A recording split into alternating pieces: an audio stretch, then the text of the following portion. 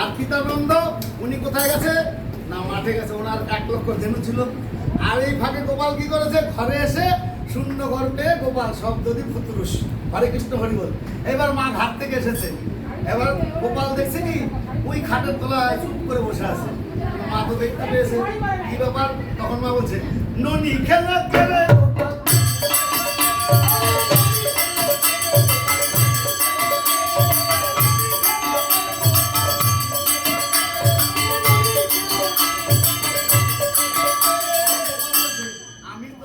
নাই ননি খেয়েছে বলাই দাদা।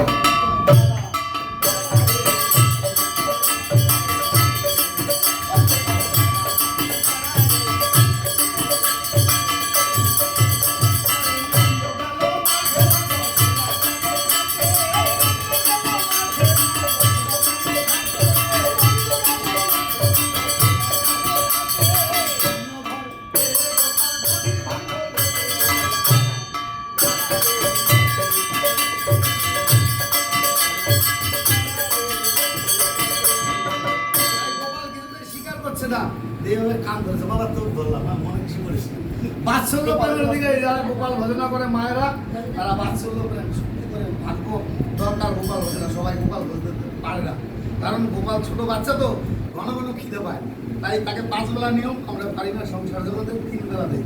তখন কান ধরে বলছে আবার বলছি বল, তখন আবার গোপাল বলছে মানে এত ভালো ছেলে নাই আর কি, সেটা বুঝাতে চাইছে মাকে, বলছে আমি যদি খেতাম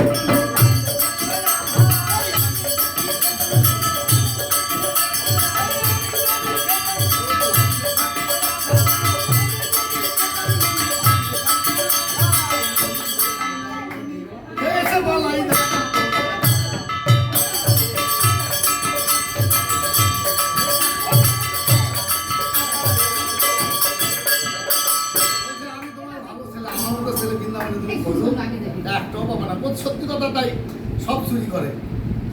রমণীর মন, রমণীর বসন, বৃন্দাবনের গোপীদের মন, ক্ষীর চুরি করে, মাখন চুরি করে, চুরির আর শেষ নাই। তাই হচ্ছে জগৎ চোর। তাই বলছে এবার এই কথা শুনে কি বলেন মা, এই কথা শুনলে